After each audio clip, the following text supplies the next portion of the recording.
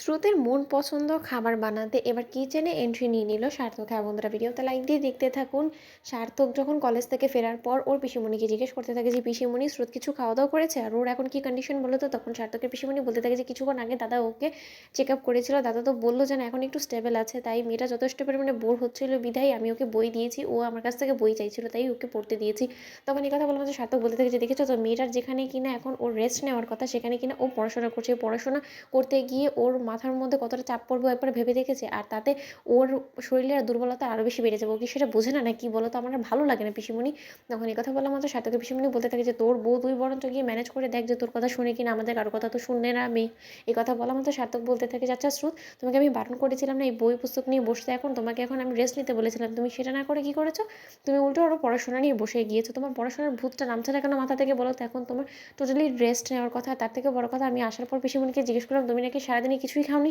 এরকম করে না খেলে তো তুমি দুর্বল হয়ে পড়বে। তোমার এই দুর্বলতাটা তোমার উপরে এফেক্ট করলে তোমার পড়াশোনা তো সব কিছু একবারে উচ্ছন্নে চলে যাবে। তুমি সেটা বুঝতে পারছো না? তোমার যদি সত্যিকার অর্থে পড়াশোনার এত ইচ্ছা থেকে থাকে তাহলে তোমাকে অবশ্যই নিজেকে ফিট রাখতে হবে। ফিট রাখার জন্য তোমাকে কিছু হলেও খেতে হবে। তুমি কেন বুঝতে চাচ্ছ না বলো তো স্রোত?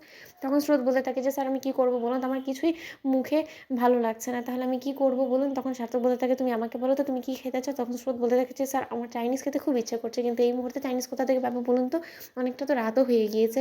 তখন এই কথা বলা মাত্র সার্থক বলতে থাকে যে তোমার নোটসগুলো আমি নিয়ে এসেছি আর তোমার চাইনিজ খাওয়া ইচ্ছে পূরণ করার এই দায়িত্বটা সম্পূর্ণরূপে আমি নিয়ে নিলাম। ওদিকে এই কথা বলা মাত্র সার্থক নিজের একটা রেসিপি তৈরি করে ওর পিসিমণির কাছে কিচেনে ঢুকে বলতে থাকে যে পিসিমণি তুমি এই মুহূর্তে কিচেন ছেড়ে চলে যাও, কারণ এই কিচেন এখন পুরোপুরি আমার কবজায় থাকবে। আমি একটা রেসিপি বানাবো স্রোতের জন্য, কারণ স্রোতের চাইনিজ খাওয়ার ক্রেভিংস হচ্ছে। ওদিকে এই কথা বলা মাত্র সার্থকের পিসিমণি বলতে থাকে যে দেখেছো দাদা তোমার ছেলের কাণ্ড, শোনো তোমার ছেলে কী সব ভুলভাল বলছে। যে ছেলে কিনা কোনোদিনও কিচেনে পা অব্দি দেয়নি আজকে নাকি সেই ছেলে ওর বইয়ের জন্য যত্ন করে চাইনিজ বানাবে। ভাবতে পারছো তুমি তোমার ছেলেটা বিয়ের পর কতটা বদলে গিয়েছে? তখন সার্থকের বাবা বলতে থাকে যে আরে সীমা তুই এরকম করছিস কেন বলতো? ছেলেটার সাথে নিয়ে এরকম করে হাসি ঠাট্টা করছিস কেন বলতো? ভালোই তো হয়েছে যে বইয়ের একটু যত্নার্থী করুক, কারণ ওরও তো বোঝা দরকার যে ওর বউয়ের অসুস্থতায় ওর দায়িত্ব কর্তব্যটা ঠিক কী।